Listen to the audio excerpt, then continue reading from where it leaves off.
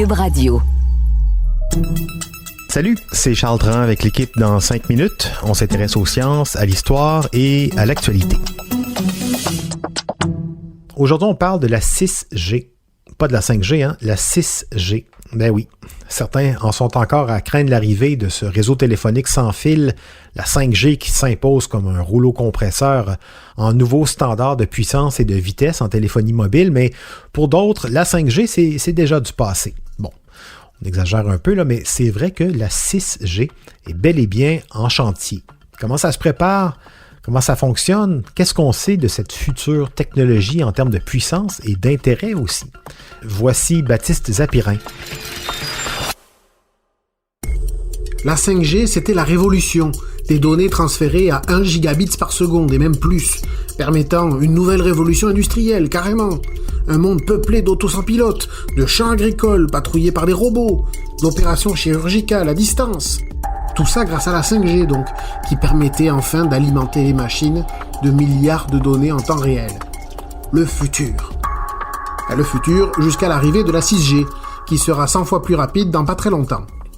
Et oui, la 5G, c'est un peu retour vers le futur, puisque cet avenir est quasiment déjà dans le passé. En ce moment, on prépare la 6G, et on s'attend à des débits de 100 gigabits par seconde. Ça, en tout cas, c'est si on en croit les livres blancs publiés en 2020 par le constructeur sud-coréen Samsung ou par l'opérateur téléphonique numéro 1 du Japon, Docomo. Alors aujourd'hui, oui, c'est vrai, les compagnies de télécommunications sont bien plus concentrées à prendre le train de la 5G en marche. Mais la 3G est apparue dans les années 2000, la 4G en 2010, la 5G en 2020. Alors, plusieurs experts considèrent qu'il est tout à fait envisageable de voir la 6G commencer à faire parler d'elle en 2030. C'est dans 10 ans, ça. On se doute que le but est d'obtenir toujours plus de débit, toujours plus de vitesse, un temps de latence toujours plus réduit. Le temps de latence, c'est le temps entre la demande d'une action et l'exécution de cette action. Si vous voulez, le moment où on clique pour afficher une vidéo et le moment où la vidéo commence à se télécharger. Mais la 5G promettait un temps de latence de 1 milliseconde, donc une réponse instantanée. Et avec la 6G, on annonce déjà 1/10 de milliseconde, donc encore plus instantané. La grande question, bien sûr, c'est pourquoi faire ? Alors ça reste encore à imaginer, mais on parle là de débits qui permettront d'intégrer complètement la réalité virtuelle ou la réalité augmentée à notre quotidien. Pour faire du sport avec un casque sur la tête, par exemple, ou voir des vidéos s'afficher directement devant nous, sans écran, ou transformer nos téléphones en diffuseurs d'hologrammes, capables d'animer en direct des répliques d'objets ou de personnes.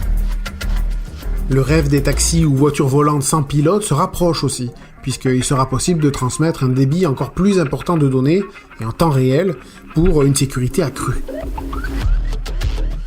Alors on pensait que la 5G rendrait déjà ça possible et sécuritaire, mais finalement, avec la 6G, ce sera encore plus mieux, il paraît. Côté technique, la 6G utilisera sans doute des fréquences électromagnétiques au-delà de 150 GHz, ce qui donnerait des ondes très puissantes, mais il y a encore la place largement pour rester dans des ondes non ionisantes, c'est-à-dire a priori sans danger pour la santé. Alors très puissantes ces ondes donc, mais aussi très courtes, qui obligeront à installer des antennes relais ou stations de base à tous les coins de rue. Mais selon les premières estimations d'experts, le maillage ne devrait pas être plus intense qu'avec le réseau 5G, car ces stations de base devraient bénéficier aussi d'améliorations technologiques, permettant de mieux transférer les ondes si on veut. Alors on vous épargne les détails techniques, mais on parle par exemple de technologie à multiplexage spatial, qui permettra de capter les ondes de plus loin. Mais pour l'instant, aucune norme technique n'est encore établie, tout est à construire. Mais vous pouvez être sûr qu'un certain nombre de réunions Zoom ont déjà servi à parler de ça. Pas plus tard qu'en octobre 2020 d'ailleurs, plusieurs GAFAM et géants nord-américains de la télécommunication, comme AT&T, Facebook, Microsoft, Apple, Verizon ou Bell Canada, tout ce petit monde a formé la NextG Alliance pour définir une stratégie d'avenir à propos de la 6G. Et si vous croyez que Huawei, le mastodonte chinois de la 5G, tremble déjà à l'idée de se faire dépasser par la 6G, sachez qu'il a annoncé durant l'été 2019 qu'il avait commencé lui aussi ses recherches sur la 6G, dans un de ses laboratoires situés, devinez où, à Ottawa. Ouais, Huawei est très présent au Canada. Assez étonnant d'ailleurs. Cela dit, c'est surtout dommage de voir qu'on se lance dans ces évolutions sans trop se demander si on en a vraiment besoin. Le monde de la tech a une petite tendance là, à fonctionner sur le principe de si c'est possible, on le fait, on a les sous. On se demande quels sont les défis techniques pour y arriver, mais on ne se demande pas toujours nécessairement si c'est ça qu'on veut vraiment. Une société toujours plus connectée, où tout va toujours plus vite, où les données personnelles sont échangées partout, de manière instantanée, vers qui? On ne le sait pas. On ne voit pas toujours les avantages très clairement. Imaginez les inconvénients. Merci Baptiste Zapirin. C'était en 5 minutes.